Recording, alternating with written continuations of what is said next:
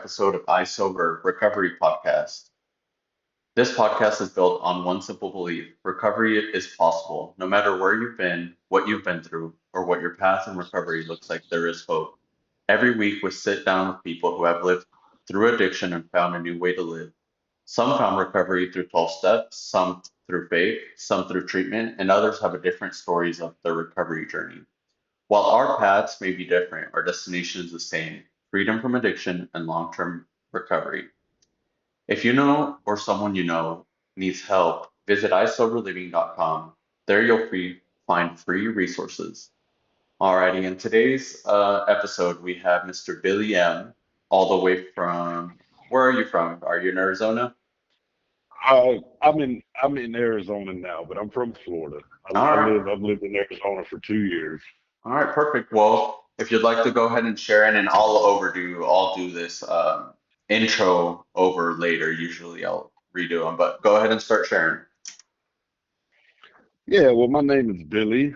I am an addict. I know this is an open platform for different forms of recovery, and I landed in NA when I was in my mid 20s. I got in a lot of legal trouble, and I wanted to change my life. So, like many, I went to I went to rehab.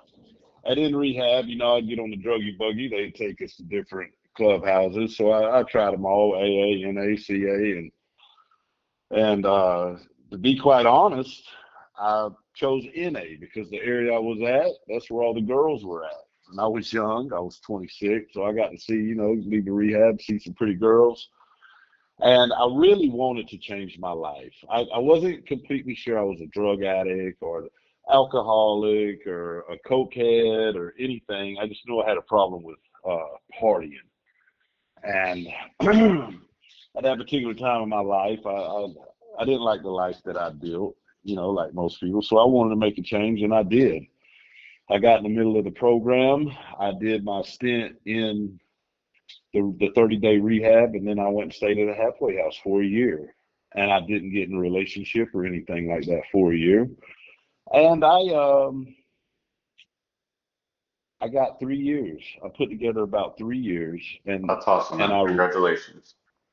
yeah, man, and I was in the middle, as they say. I had a sponsor that had a sponsor. I worked the steps. I did service. I had a home group.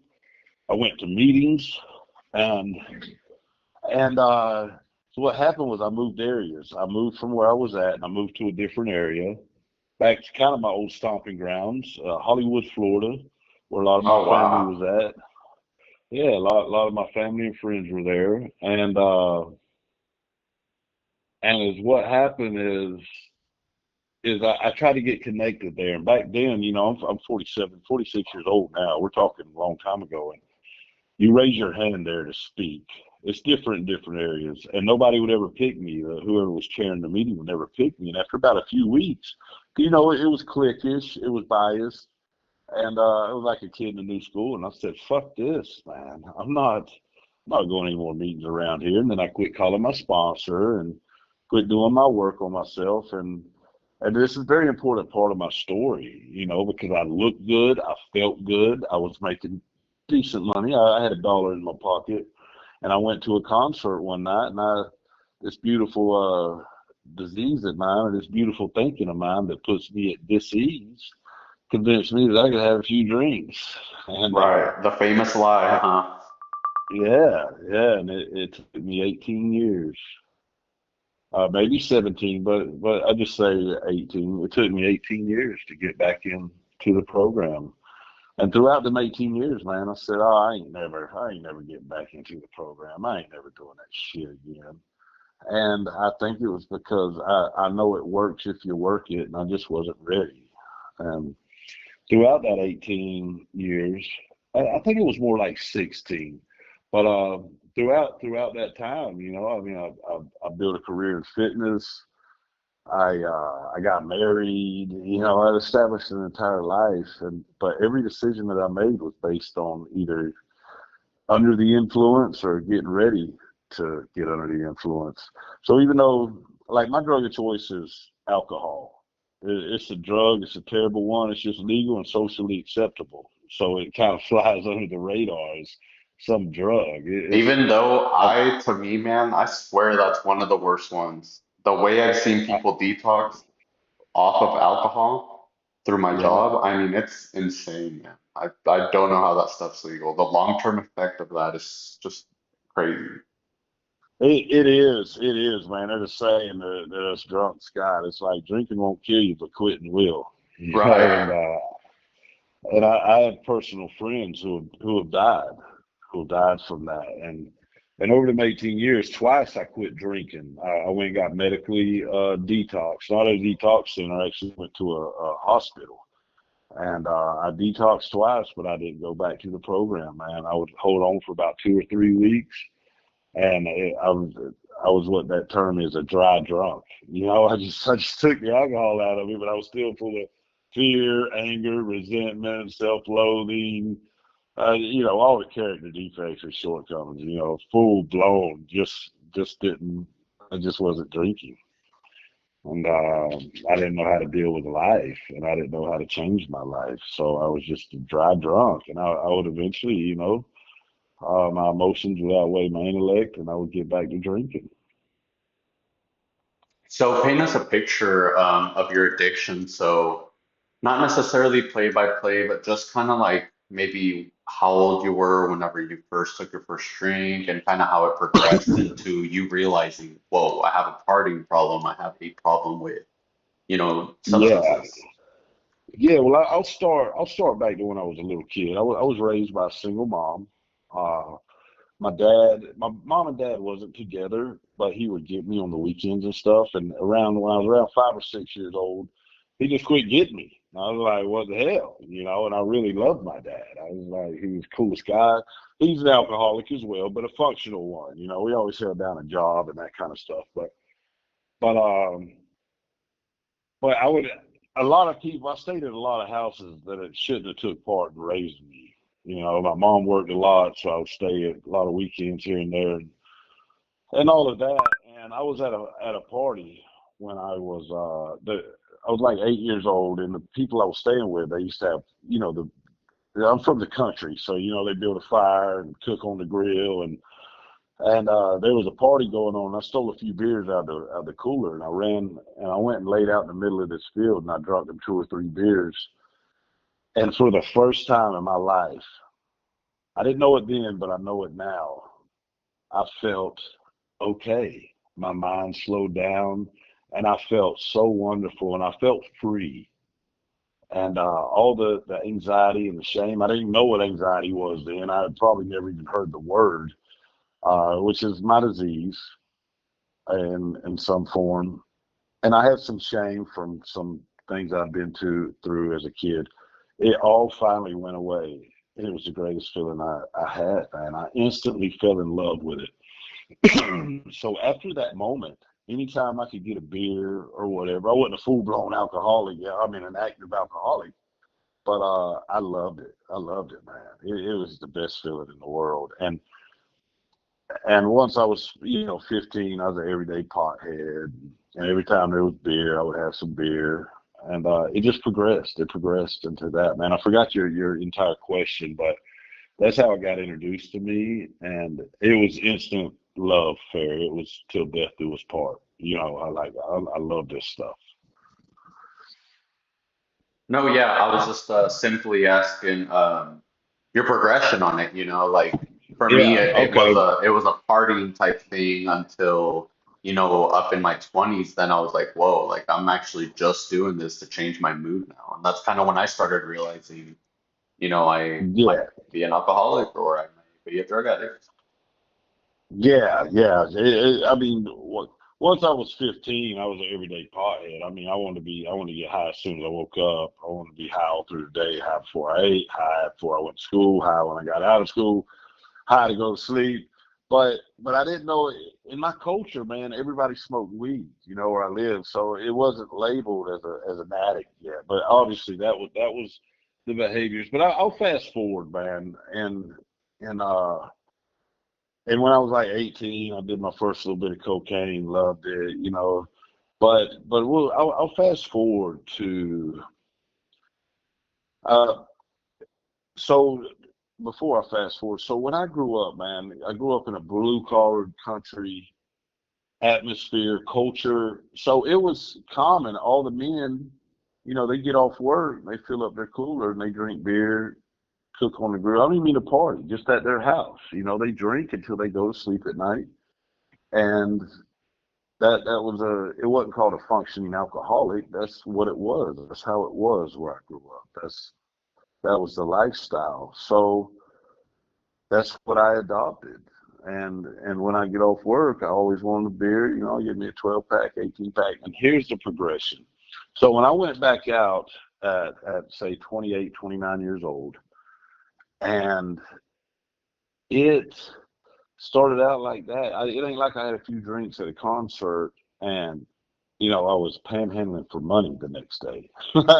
Didn't work like that. It progressed. But I drank every day after work.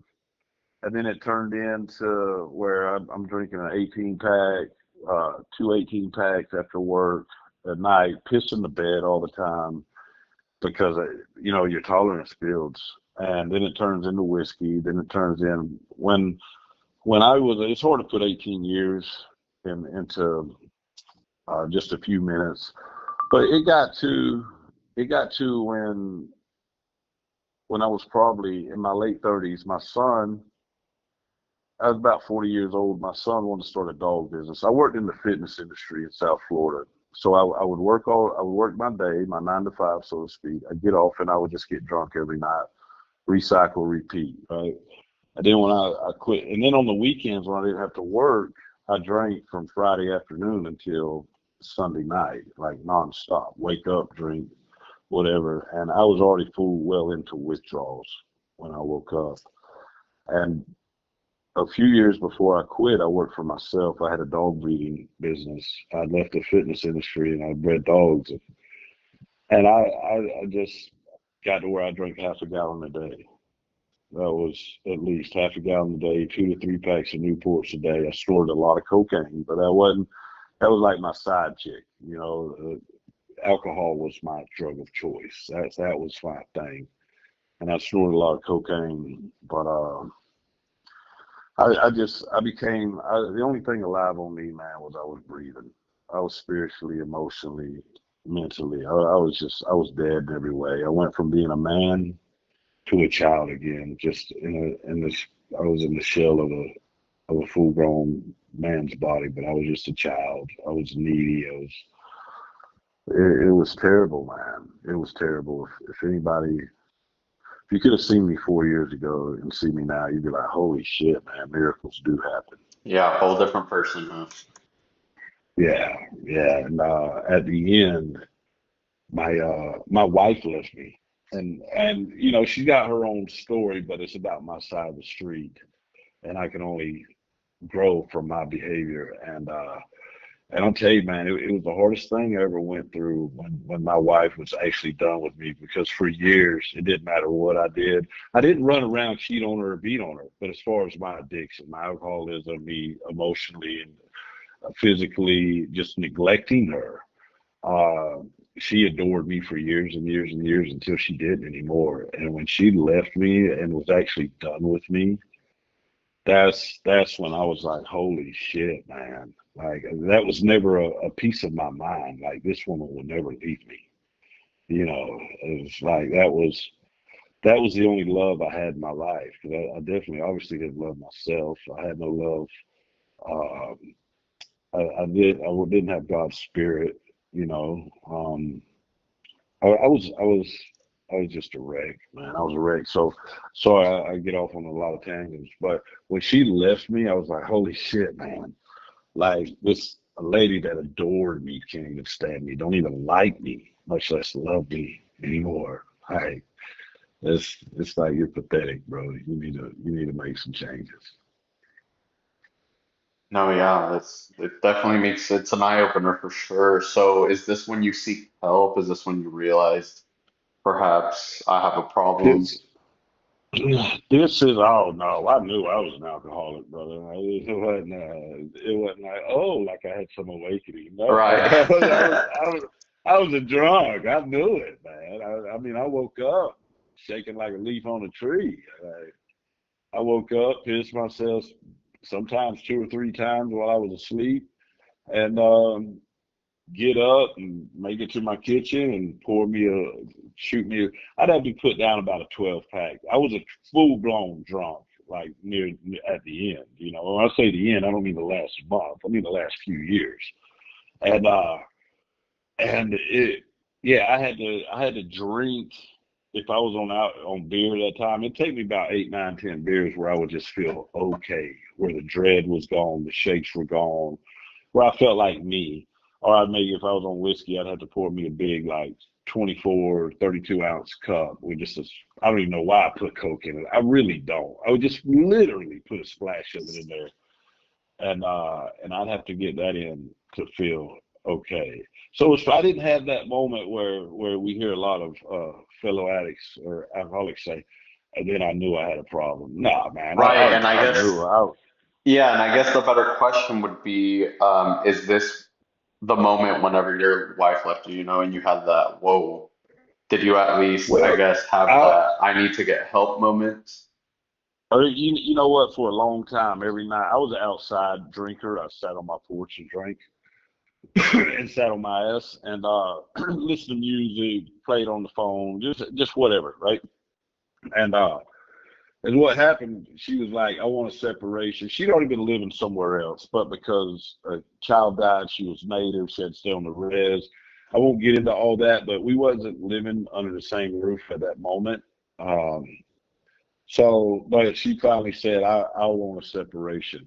And I was so arrogant. I was like, I don't give a shit, man. I'll have 10 more of you by tomorrow. You know what I mean? Like, Yeah. just arrogance, self-centeredness, selfishness, and when really I was a wreck. But anyway, that was my ego and pride.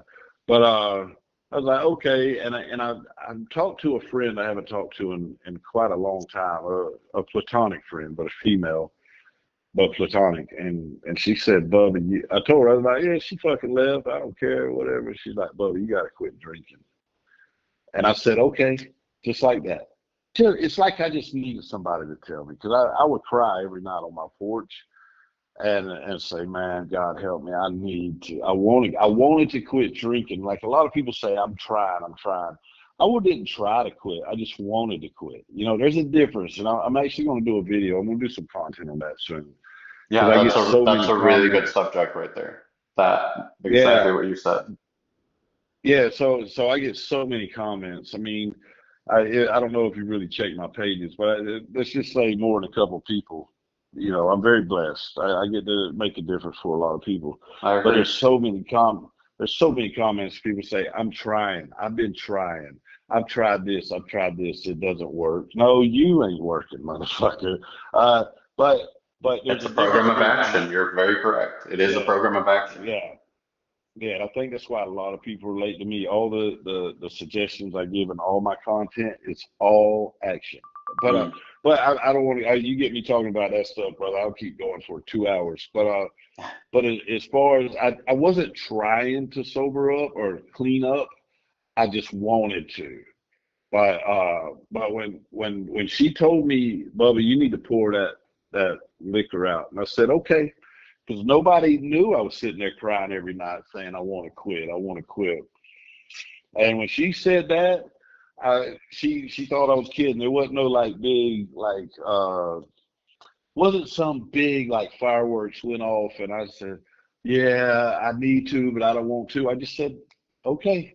And I went. She said, FaceTime me. I want to watch you. I said, yeah, yeah, no problem. I FaceTimed her. I poured out 2 half gallons, and she said, "What's in the refrigerator?" And I was like, "Oh, I think I might have had some beers in there." I poured them out, and I knew it, man. I knew it right there, Jorge. Like I knew it. I was done, and I can't explain it. It's not so. Like I said, man, it's not like some big explosion happened. I was just like, I'm done. And throughout them years, I already said on here, I detoxed twice medically. Because when I quit, brother, when I quit, I'm a true candidate that I may die. It's that bad. And I was like, you know what? I'm gonna detox at my house. and I sat on my couch and I told God, I said, you know what? If if I die, I'm okay with it. I don't want to die, even though I've been suicidal and whatever, But if I'm going to quit drinking, I want to see what's on the other side. But I was like, if I die, then I die, and if I don't, then I don't, and I'm in it. And a girl that I used to train when I was in the fitness industry, her husband and a good friend of mine too. His name was Eli. He's passed, so I'm not breaking any anonymity here. Uh, he died, and I was training her, and she said, yeah, she made him go start staying at his sister's until he quit drinking. And the last conversation she had with him was like, he was like, oh man, my insides are hurting so bad. That was it, and he died. It was from alcohol withdrawals. And when I was sitting on that couch for them 4 days, well, I sat on it for about a week, but I sit there. Yeah, I don't know how familiar you are with alcohol withdrawals. I know you see it in your profession, but if you've experienced it personally, and it is fucking brutal. Heroin, you might want to die or think you're going to die, but you're not. It's dreadful. I know I've never experienced it, but I've dealt with enough addicts. I've heard a lot about it.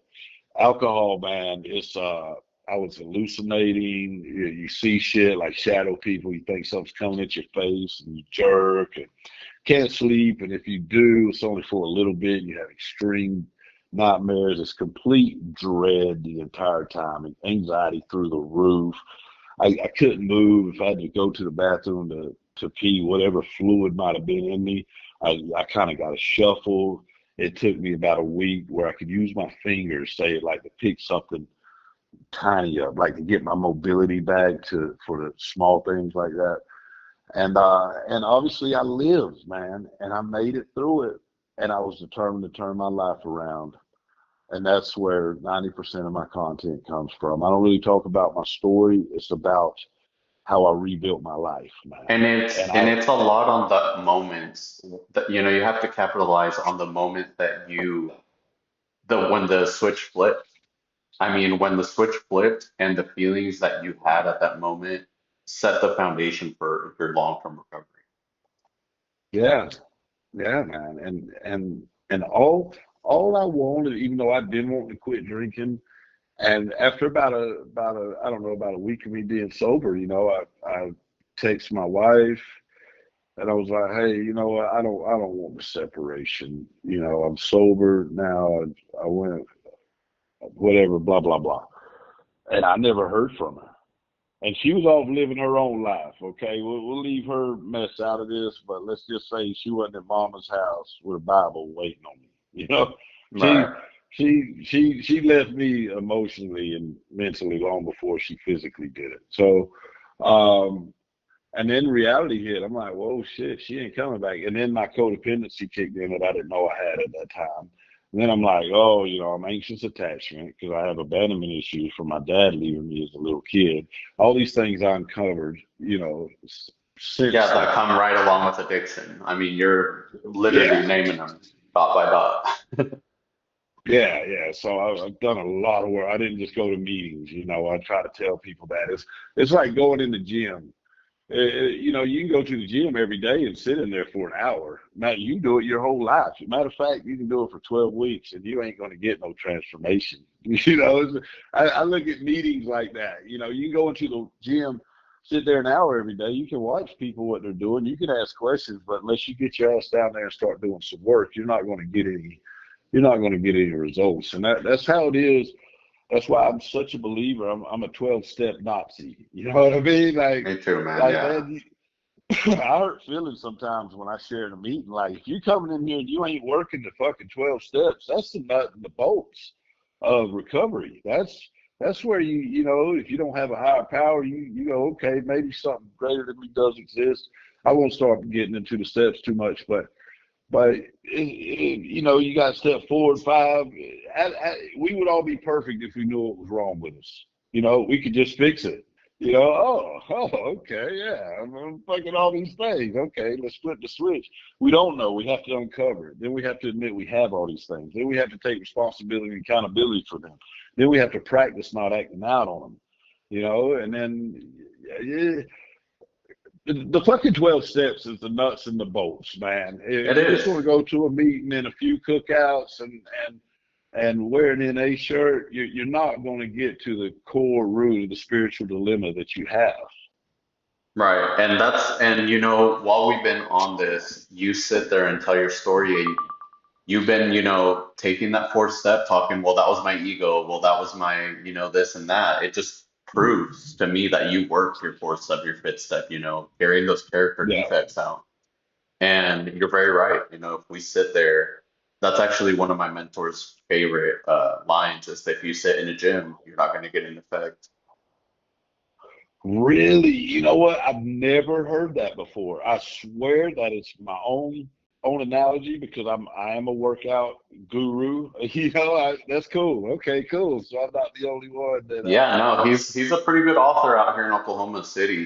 He's a great mentor, big in the AA program, sober for a long time. oh, But okay. yeah, he is always great with the analogies, and that's one of the things he says is, if you go to the gym and you sit there, you're not going to get effect. You're not going to get any Uh, recovery. You have to get that compound effect going, and that's when the true recovery happens.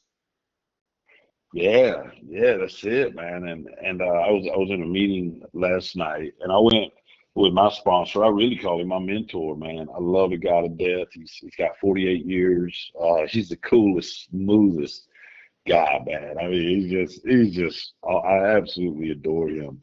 But I was in a meeting last night, and there was a young buck in there saying he wanted to use and stuff, and I shared without cross talking, but I tried to share my own experience and like every when it even to this day and for the rest of my life and anybody's life, but when we're struggling with that chaotic, the obsessive thinking, the compulsion, all of that stuff, and we're trying to accept it or surrender to it or whatever.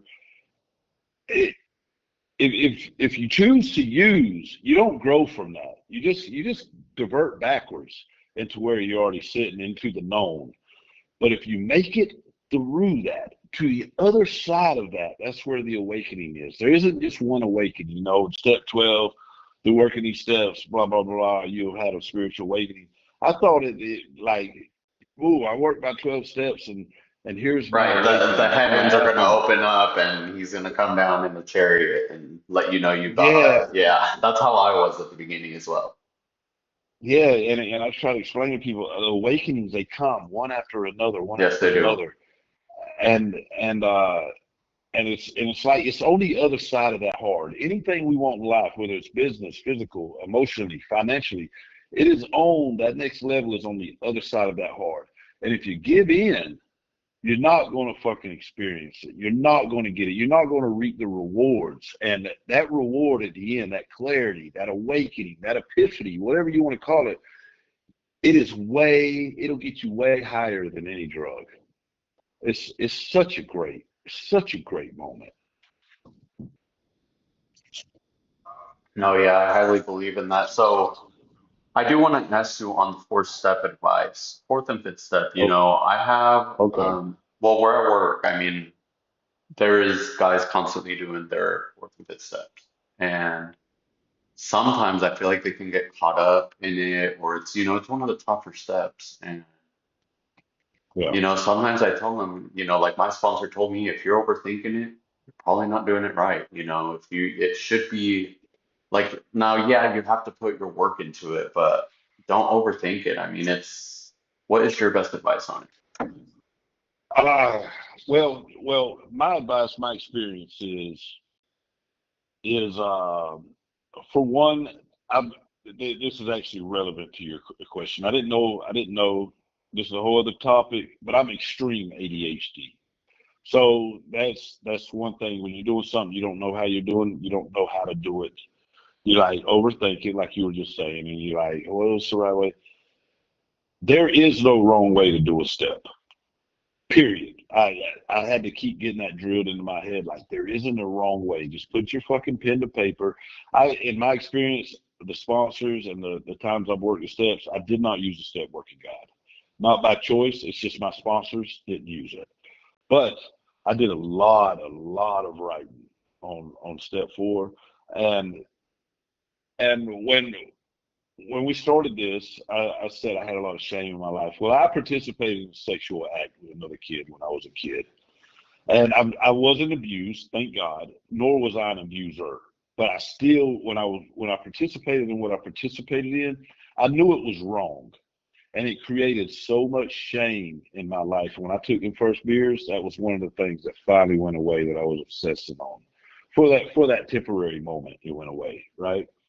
Uh, but the thing is just right. And when I first did my first four step in my mid 20s, when I first had my first experience in recovery, I had never told a single soul about that ever, ever. And and I did. I wrote it down in that fourth step and I shared it with my sponsor. And they were like, huh, okay. And they shared something with me that they had been involved in. The point of this is things that I was so terrified of, another human being knowing. I just fucking wrote it down and I shared it. And since then, man, if I could put into words how what a hindrance that was on my spirit and my life and my character and my personality, and once I finally let it go, I realized that it wasn't that bad at all. And I can freely talk about it, and I know that there's millions of other people who have experienced it. But in my own self-centered world, because I'm only consumed with me, my feelings, my thoughts, my Correct. ideas. I thought it was just like fucking Mount Everest, It and then really I does found get to out it was, feeling that way. Yes, sir. I 100% agree. yeah, once I shared it, so my advice to anybody who may listen to this is just write the shit down, man. Have no holds barred, no holds barred. Write your shit down. You're gonna find out you're not that fucking significant.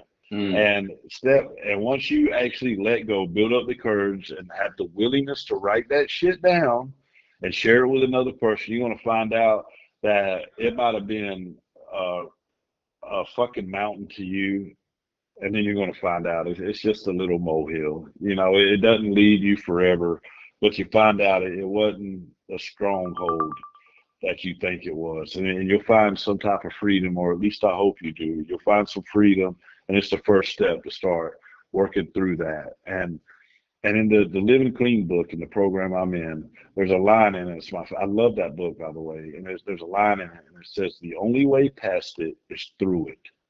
At anything in them 12 steps, anything in life I've learned that the only way you're going to get past it is not using, all right? The only way you get past it is through it. And when you do that fourth step, man, just fucking ride it. There ain't no right way. There ain't no wrong way. It's your way because it's your life. There's 8 billion different people in this world, and every single one of them are different. We all have our own experiences, but they're interconnected in some type of way. And just ride this shit, and you're not scum of the earth.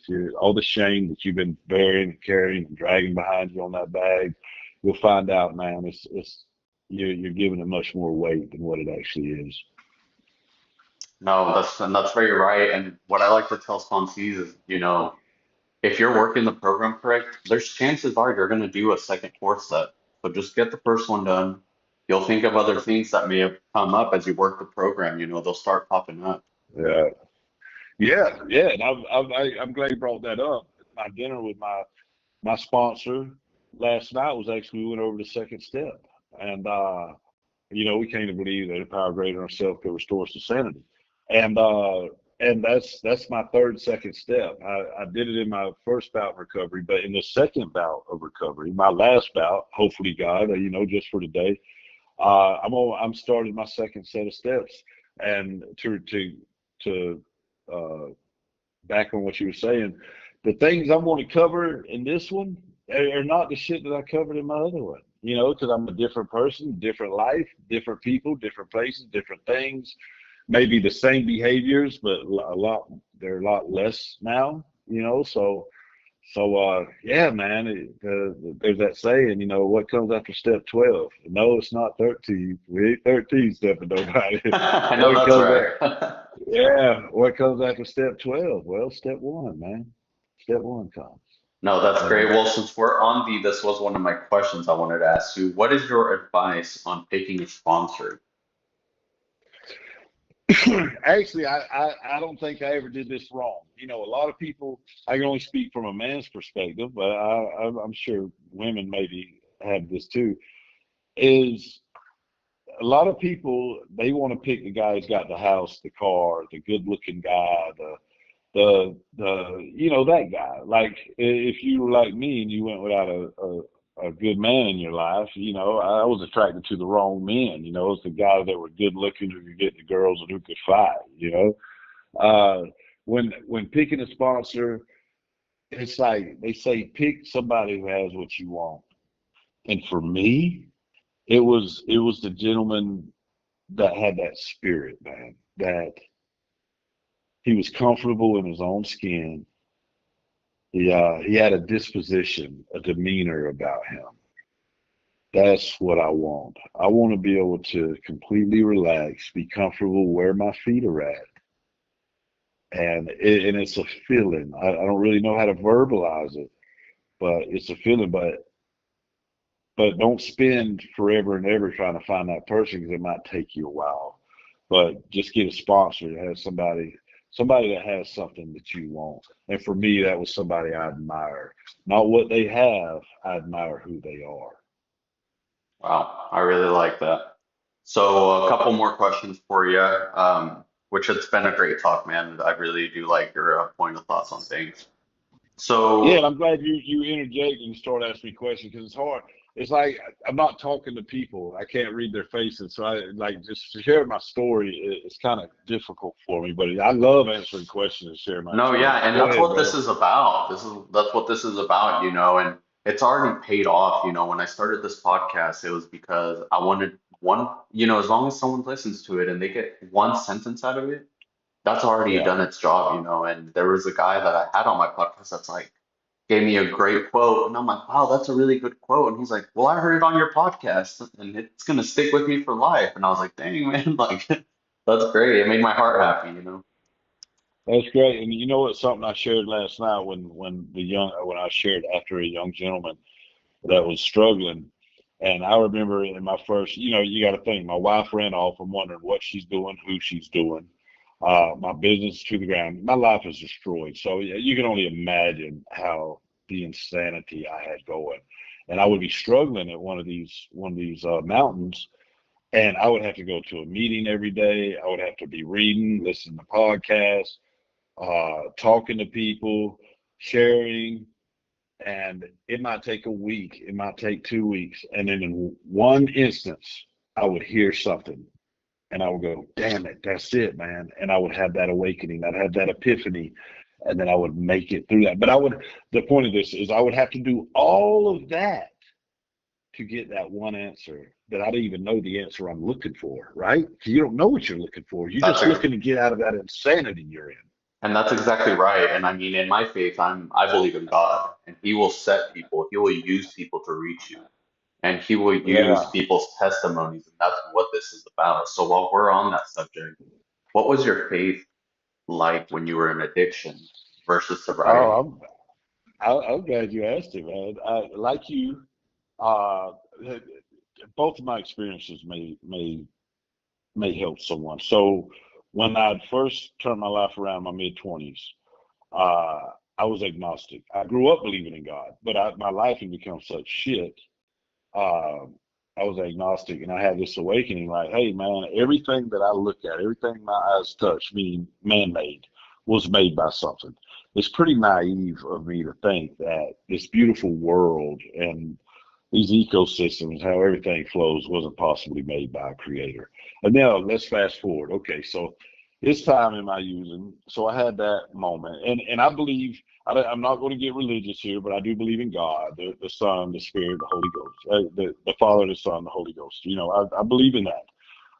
But it's important to this. So I believed in God, but I had a fucking problem with him, right? I had a huge resentment towards God, and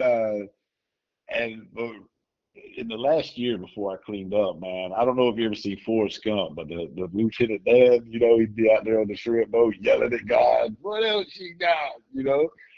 I swear to you, I would have them moments, man. And one of the last ones, I was at a hotel, a nice hotel. I was probably on the 10th, 12th floor. I was out there on the balcony just screaming, "What else you got, motherfucker?" Like, in the midday, mid afternoon, man. Like, I'd probably been going, for a couple of days. So when I got clean, it's not like I had this God come down, this God moment, as I know some people experience, and God bless them, man. I didn't have this God moment. Go, man, I need to straighten out my life. What happened? I straightened out my life, and I started talking to God, and but I started talking to God, seeking God, and finally one day I surrendered. I was like, man, I'm all yours. You take me. I know, and I apologize for all the time. I had my moment with God. This is a 30 minute moment of me in my kitchen on the floor, man. Just, I broke. And I look back at that when I was saying, "What else you got?" and all that. I just picture God up there laughing, go like, "Yeah, motherfucker, I got you, boy. No, You don't know what's coming. You don't no, know and what's coming, but it's coming." that's amazing. I mean, to me, it sounds like you did exactly what we're supposed to do. We have to quit getting caught up and being in a religion and building that relationship with God. That sounds like Exactly. Yeah. exactly what you did. Yeah, I have a great relationship with God. I talk to God. I do my traditional praying, not meaning a set word like a serenity or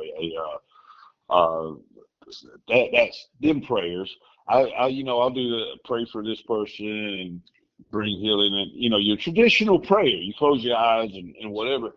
But really, when my relationship really started to grow with God is, man, I'll be in my truck driving somewhere, and I'll turn my radio off and I'll talk to God just like I'm talking to you right now, man. I just have a full out conversation, and I have so many moments of clarity where I'm like, okay, because if you sit there and talk to God long enough, you're going to find some things out, man, and it's an experience that you have to practice. It's not something I can deliver. I mean, I have so many awakenings and so many things where I'm like, okay, where I get to the solution where I'm just talking to God.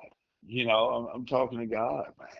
Just like this right here, and that's my relationship with God, man. No, and you're very right on that. You will reach different levels of maturity with your relationship with God. And for me lately, I mean, he's been putting on my heart to meditate, man, because it says in the Purpose Okay, Driven Life group is we were reading and it says, when you pray to God, you're talking to God, but when you meditate, you let God speak to you. yeah, yeah. And when I was doing step 11 on this last one, my sponsor, even though I believed in God and had a relationship with God, it was, you have to do what their sponsor did, and so on and so on. So he had me going. I went and paid to sit in this synagogue. I think that's what it's called, where the monks are. And I couldn't lock in. I look at everybody, and I'll try not to beat this horse too bad, but I have ADHD. I didn't know this at the time. Extreme ADHD, extreme, Jorge. I don't know how I went 46 years without knowing this, but anyways, back to the meditation, and I can't sit there with, and I have tried and tried and tried, man. That makes I've two of put it. us, yes. Yeah, okay, and I ain't throwing it off the shelf. Like, it's still there. I haven't given up on it, but this is my experience thus far. And I couldn't lock in. And somebody went with me. I look over there next to them. They're snoring. Everybody else is all quiet, meditating. And this was 3 hours. Now, this was not like, oh, I tried 5 minutes, and I was like, well, this shit didn't work, man.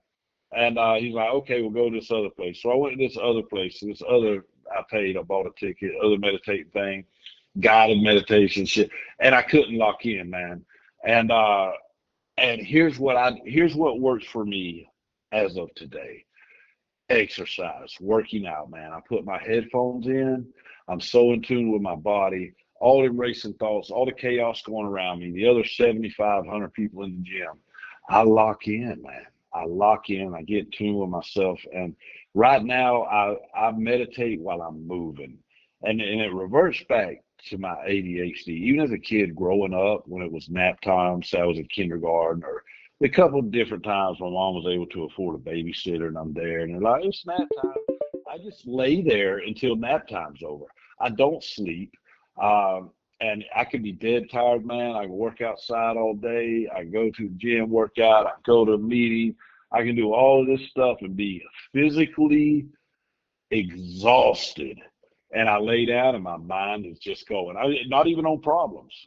This was happening to me before I ever had worries in my life. And I found out, man, I don't have insomnia. I have ADHD. My mind does not slow down. I haven't figured out that side of the meditation yet, how to just, and people are like, well, yeah, you let your thoughts come. That's normal. You let them come and then you let them pass. Well, mine don't stop fucking coming. You know, they keep going and keep going and keep going and keep going and keep going. And I just can't lock in yet. Not as of yet. I haven't found it yet. But that is how I meditate. I talk to God, Yeah, and you should definitely check out this one book called Two Chairs by Bob Theodane. okay. It's a concept of learning how to meditate with God. I mean, I have to read the book still, but I read something about it just to get started before I order the book. But it's where you set out a chair somewhere where it's lonely, like the country type, or maybe somewhere nature filled. You sit Uh, down with him, you put a chair in front of you, you sit in one and you invite and talk to God. I mean, kind of the same thing you're doing in your truck, man, but that's kind um, of the way I'm gonna start learning is reading this two chairs, but hopefully it'll give me some oh, concept because I'm the same way with my ADHD. oh, okay, okay. Another thing that my last sponsor did is he said find a God spot, and you know what, and that was in Florida, and I did. One day I used to wire houses, like new construction. We go in one day and completely wire out the house, and uh, and there was this particular house, and I went behind it, and I was leaning on the fence, and it was just the landscape and everything. Nothing extravagant. No mountains with this beautiful horizon, sun coming up. Nothing. It was just I found it. And I'm like, holy shit, this is my God spot. And it's somebody's future house, right? So it's not a place I can revisit. And we actually had to go back to that house a month later, and I didn't even know it was the same house because we're at a different house every day. It's mock homes, so you know a lot of the layouts are the same. They might have five different mock homes. You know how you go through a gated community. You know all the homes. There might be five different models, but it's only been five models throughout the entire neighborhood. So just to give you an idea. So we went back in that same house, man. I happened to walk out the back door, which don't have a door on it yet, but you get my point. Walk out the back, and I leaned on the fence. I'm like, holy shit, and I had that same feeling. I'm like, this is the same house with the same feeling that I had a month ago. This is my God spot. And unfortunately, I can't never fucking visit this again. And then I found one at a park where I could sit there, but it wasn't the same, man. And now that I live in Phoenix, right now, brother, it's probably 110, 115, 100, whatever outside. So it's not like I can go sit in the park, you Oh yeah, it's know? a little harder to find that right now, huh? Especially in Phoenix. Yeah, Y'all hit like 115, 120 regularly almost. Or not 120, yeah, 115 though, huh? yeah. No, it hits 122. That's what And I somebody thought, said, yeah. man, yeah, and people have seldomly asked me who's not from here. It's like, man, what is it like when it's 115, 118? I said the same as when it's fucking 110, man. Once it hits past a certain temperature, it's just death. You know what I mean? So my nephew actually asked me. He's from Florida. I was on the phone with him. He's like, what's it like? I'm like, man, it's all the same. Once it hits past a certain temperature, I'm not like, oh, it went up one more degree. You know, it's brutal, man. It's brutal. Yeah, I feel that, man. Well, I got one final question for you. So, Yeah. what do you suggest for Sorry, I that? tend to go off on tangents, No, man. you're I okay. like to talk. I love it, man. It's been a great conversation, not personally. Um, what do you suggest to an alcoholic who keeps drinking just because they want to feel okay? How do you break that cycle and just decide, you know what, this is it? Well, for me, when the pain becomes great enough, it's not just a one sentence answer. When the pain becomes great enough, and in the program I'm in, they call it you get the gift of desperation. That's what when ask me that question again, please. Ask me the same question. So what do you suggest? So earlier you told me that you were drinking just to feel okay because you felt the Yeah. shakes, you felt detox. What would you suggest to an alcoholic who keeps drinking because they just want to feel okay? Yeah, you have to quit. You have to quit. So to feel okay, that's such a oh, there's so many variables in that. To feel okay meaning to get out of the withdrawals and the dread. That's one thing to feel okay, to feel normal. But you have the buzz, you have that in you. That's what I would refer to then in that context. But to quit drinking altogether, you have to make it through that first. You just have to fucking quit, man, and then you have to make it through the withdrawals. And if you're a heavy alcoholic like I was, you should get medical assistance when you do it. But you got to make it through that first hump. And even though you get through the withdrawal section, you get through that week or two of withdrawals, you're not going to know yourself. You're just not. Your humor's not going to be there. My ex would tell me, "You're so lame when you quit drinking," which makes you want to start drinking again because I want to be likable and all that. But if you make it past all of that, you'll start to feel like yourself again. Your humor will slowly start coming back. This is very important, man. I'd had a few months clean, and I laughed one night, and I don't remember what made me laugh, but I laughed. And I was like, holy shit, that is my laugh. That's what I sound like when I laugh. It'd been so long since I had a genuine belly laugh from the belly.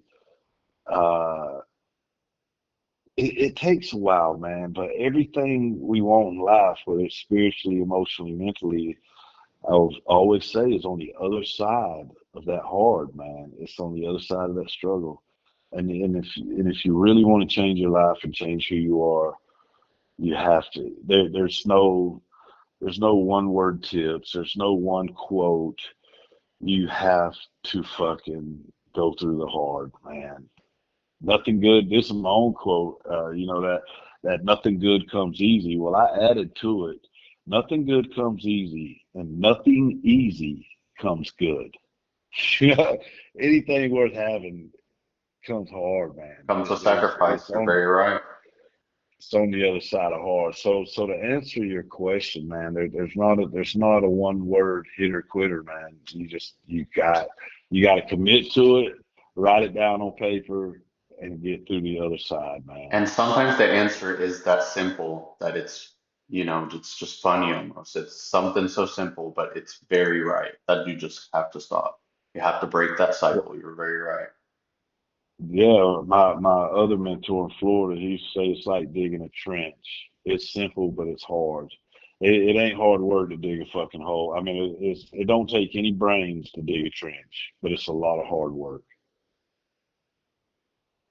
I agree, man. Well, it's been a great testimony, man. I'm actually very excited to post this. Is there any final thoughts you have for someone listening or just in general? Um, yeah, I've pretty much beat this horse to death, but I'll say this, man. I was a true drunkard. Done accepted the fact that I was willing to drink myself to death or drink until I die. And there is a whole better life, and you truly can have everything you want in life, man. You truly can have everything you want in life, but it is on the other side of hard. That is so That's right, man. it. I agree, man. Well, thank you so much for that, man. I will definitely keep you updated on posting this, and it's been a great talk, man. It's been great to meet you.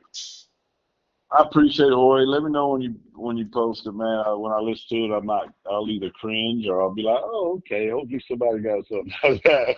Let's see. I'm all over the Well, place, you man. know what's going to happen is, and the reason I started this podcast was so I could teach the people that are in a program now here is how to share their testimonies. So I guarantee you're going to listen to it and you're going to be like, oh, I could have brought this up, I could have brought this up. And if you Yeah. ever want to redo this at any point, feel free to reach out. I'm always here. We always got more knowledge that we're going to learn in those meetings to share. So it's Yeah. Well, definitely, yeah. I can already tell you, man. Next time it'd be easier if I'm looking at you and you do it in a format where it's pretty much just primarily me answering questions rather than trying to tell my story. Because I'm 47 years old. I got a real long fucking story, and I just like to yeah. answer questions about I got you. experience. Well, then you Yeah. know what? Next time we'll do that. I'm actually doing the video podcast here soon, so then I'll be doing over the Yeah, phone man. Zoom meetings too. So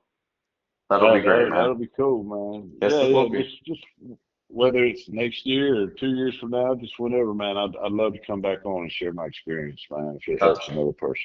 that is perfect, man. Well, thank you so much. You have a great rest of your day You as well, Jorge. Pleasure getting to know you, buddy. as well. Bye.